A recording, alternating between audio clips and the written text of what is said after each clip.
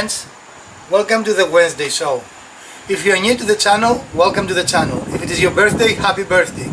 Today we're going to talk about a new trend in tools, and that is tools that are battery powered but powerful enough to do things that traditionally we needed to use air tools for, and now we don't. If you've been in the channel a couple of times, you've seen me use this tool more than likely. And these two are very equivalent, they do the same job. And this is powered by air and this is powered by battery. So let's see today, can this do the job of this? And is this on its way out?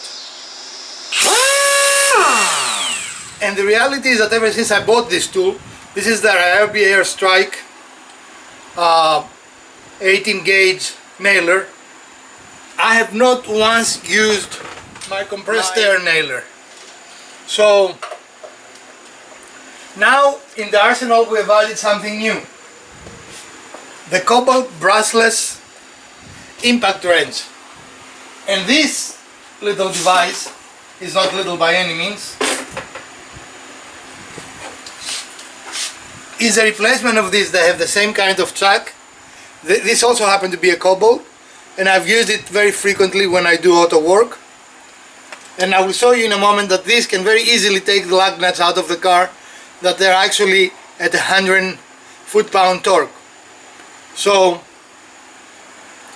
the first question is, can it do it? Is it capable enough?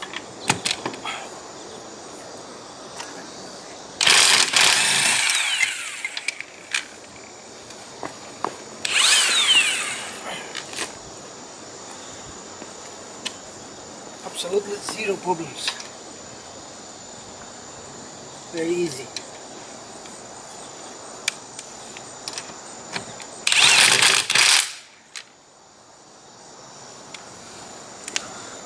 Okay. And the second is, can tools like this actually replace tanks like this? Well, I think the answer is yes and no. While there is no question that I have certainly stopped using my old air gun, I'm sorry, that's the wrong one, my old staple gun since I purchased this one, there are clearly still some tools that only run on air, and if you're a professional, probably air makes more sense. Because it's always there, you don't have to worry about battery charging and things like that. But in the same token, for the do-it-yourselfer or someone like me that builds things or work on their own cars, this is an amazing development. The cobalt brushless tool is an amazing development when it comes to tools. So no, I don't think this is obsolete, or may I say, I don't think it's obsolete yet, but definitely the manufacturers of air tools are getting better and better every day, and it might be a time that we're going to see these go away. Now for the do-it-yourselfer of the average homeowner, these are not cheap tools, and not all manufacturers make them, but this is much more expensive by itself than the tool by itself.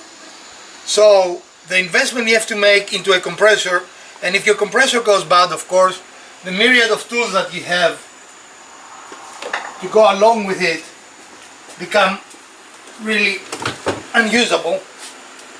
So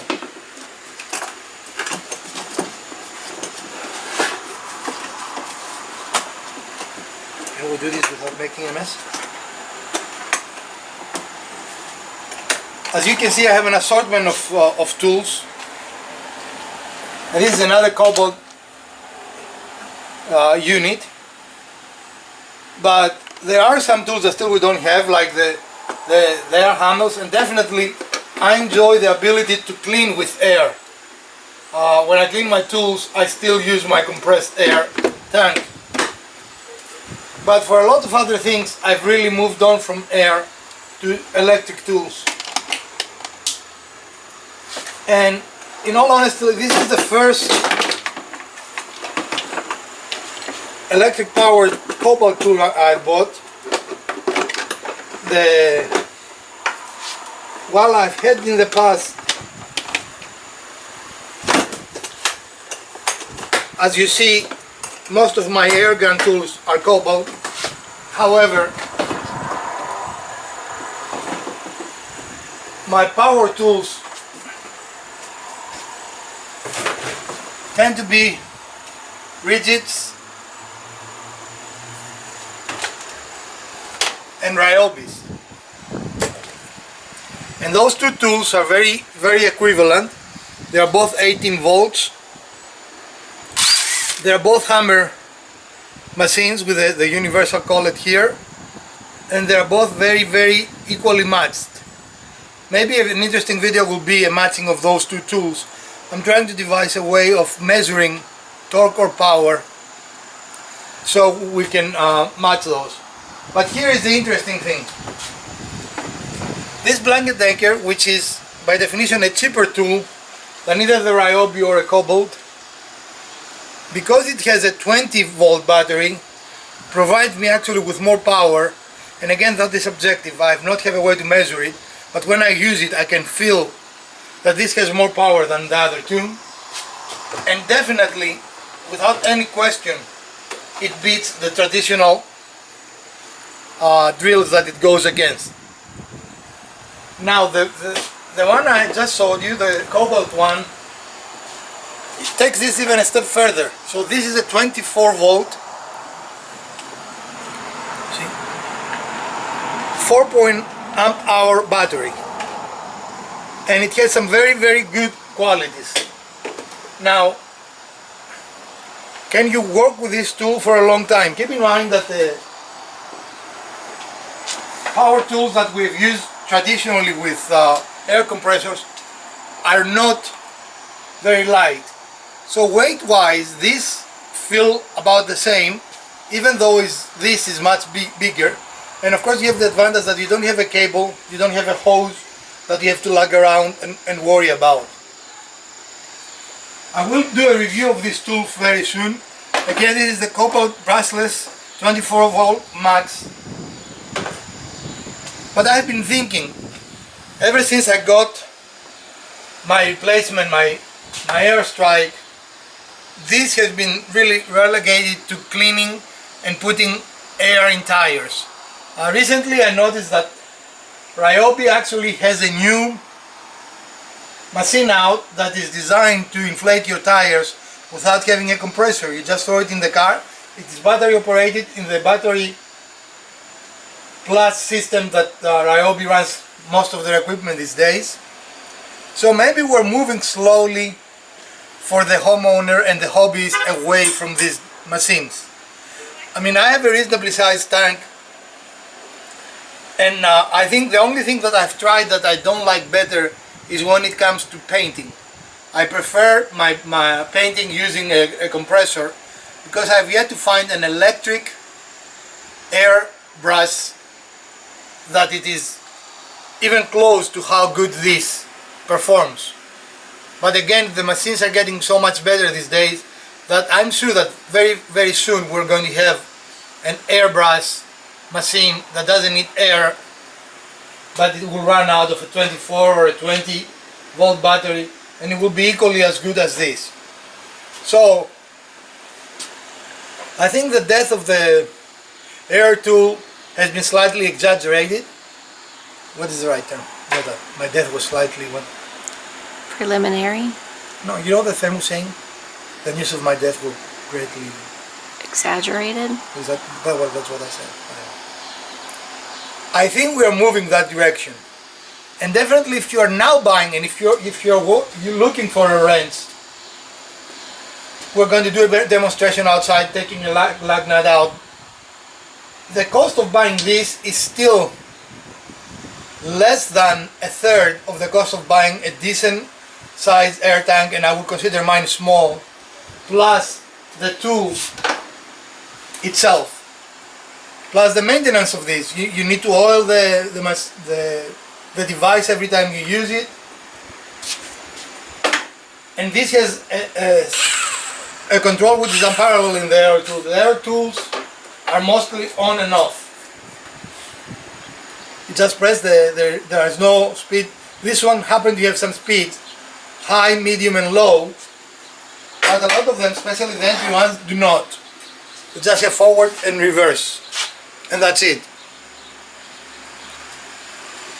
I am very pleased with this tool, even though I've not excessively used it. I do plan to use it. Definitely you can feel when you turn it on the torque,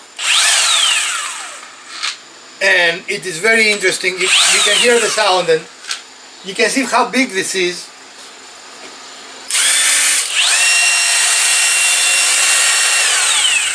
And yet this probably sounds less comfortable. I wouldn't say it is louder. What do you think? Which is louder? Very same, very similar. There is no question this is a big tool. Again, look at the comparison of those two. And I totally love this. I think ever since I went to the strike type, with the exception of this, I don't think I've used my normal drill in a single project. I have to go and look, but I don't think I have. I really like how easily you drill holes with them and how easily you put screws in any material with them. I hope you enjoy this comparison, and probably in the next few Wednesday shows we're going to make some direct comparisons of tools. One of the things that impressed me about the Cobalt is that the charger itself actually has a motor to ensure that the battery will not overheat as it charges. I mean, not the motor, it has a fan. And also these batteries are only $10, which I find amazing, because this is a very similar battery, and this is again 24, and this is 20. These are very similarly sized batteries.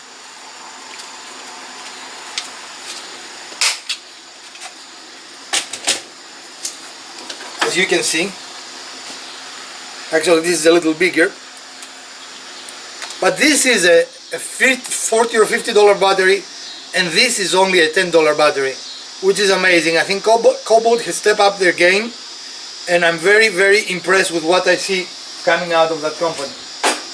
Anyway, I hope you enjoyed this short video and this short discussion, and if you did, smash this like button. If you didn't, the other button work as well. Please share and subscribe. I don't know if we have reached 700 yet. I will put a little note if we have, but if you are not a subscriber yet, please subscribe. It is our goal to have 1,000 or more subscribers by the end of the year. It will be wonderful if by end of August we have 700, and of course another giveaway. And follow us and check out our videos and let us know what you want to see in our channel. Thank you. I will see you on Sunday with another build, and have a great week.